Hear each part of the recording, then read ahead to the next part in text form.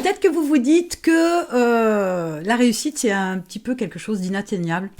C'est votre Saint Graal. Et vous êtes en perpétuelle course pour atteindre ce résultat, cette réussite-là. Et peut-être que vous avez beaucoup de soucis avec cette démarche-là parce que y a des hauts, il y a des bas, c'est pas toujours facile. Limite, certaines fois, vous baissez vraiment les bras en vous disant que finalement, c'est vraiment inatteignable et que vous n'arriverez jamais à avoir ce que vous voulez, c'est irréalisable. Peut-être vous dites que vous avez mis la barre trop haut, donc vous la baissez, vous baissez vos standards, vous baissez vos objectifs, vous baissez votre capacité de travail, votre créativité, tout un tas de choses.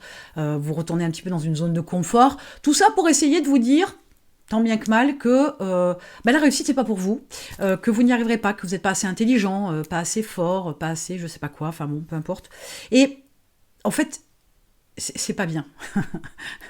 C'est pas bien parce que d'abord c'est des idées toutes mauvaises que vous mettez dans votre esprit. C'est une vision à travers vos lunettes, votre perspective de la réussite. La vision n'est pas bonne.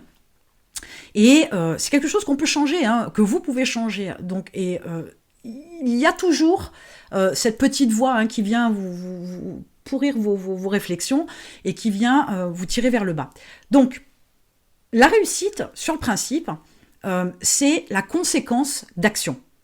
Des actions choisies, décidées, réfléchies, etc., en fonction effectivement d'un savoir, d'une approche, d'une stratégie, en utilisant des gens experts dans leur domaine, en allant chercher un conseil auprès des gens qui maîtrisent leur sujet, etc.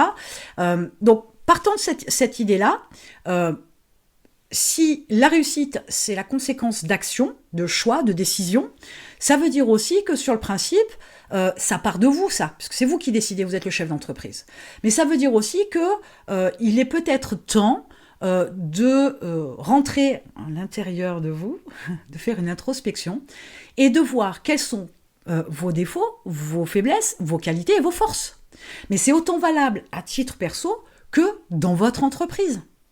Et vous ne pouvez pas avoir que des défauts et des faiblesses. C'est impossible. C'est impossible. Ça, faut être clair avec la réflexion. C'est que c'est pas possible. Faut toujours qu'il y ait, alors pas forcément un équilibre, mais il y a toujours des choses des deux côtés. Partant de ce principe-là, ce qu'il vous faut aussi identifier, c'est non pas d'abord de ne pas vous focaliser sur les faiblesses et les défauts, mais d'aller chercher vos forces et vos qualités. Et à partir de là, être capable de les exploiter autant à titre perso que dans votre entreprise, et notamment dans votre entreprise, pour pouvoir atteindre votre objectif, pour pouvoir atteindre votre réussite. Et il faut y croire. Parce qu'on ne réussit pas avec des défauts et des faiblesses, même si c'est pas tout à fait vrai, mais je pourrais y revenir dans une autre vidéo, mais c'est voilà les deux pièces, les deux faces de la pièce qui font que de toute façon, c'est avec vos forces et vos qualités sur lesquelles il faut absolument travailler, et pas sur les défauts et les faiblesses. Et il faut travailler sur ces qualités et ces forces pour pouvoir l'exploiter au maximum et faire de façon à ce que ce soit bénéfique pour votre entreprise, pour atteindre votre réussite. Donc il faut y croire. Il faut y croire parce que votre démarche aura été d'identifier ces qualités et ces forces et de travailler là-dessus.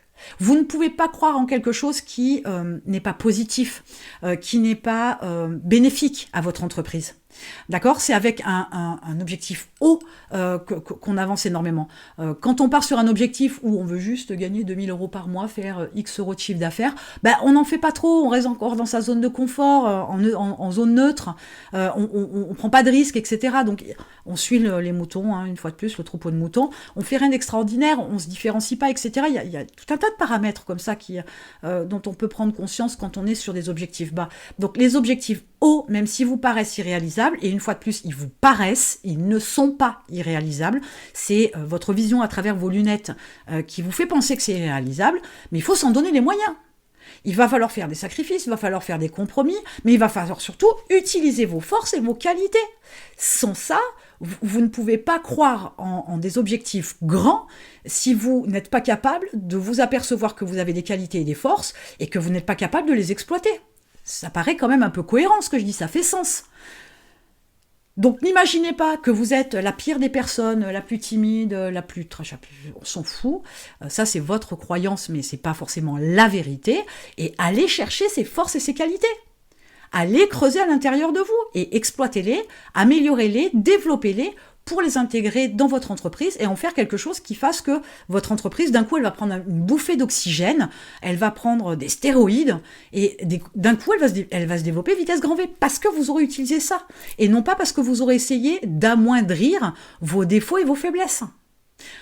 Donc, croyez en votre réussite, mais croyez surtout en vos forces et vos qualités, allez les chercher pour pouvoir les exploiter. Et il vous faut absolument lever tout un tas de blocages, sinon vous n'arriverez à rien. Vous avez pour ça, dans la description, un challenge de 7 jours. 7 jours pour travailler 7 domaines, 7 visions, 7 approches différentes qui vous concernent, mais qui concernent aussi votre entreprise, pour pouvoir vous débloquer et avancer. En attendant, cliquez dessus et je vous retrouve de l'autre côté.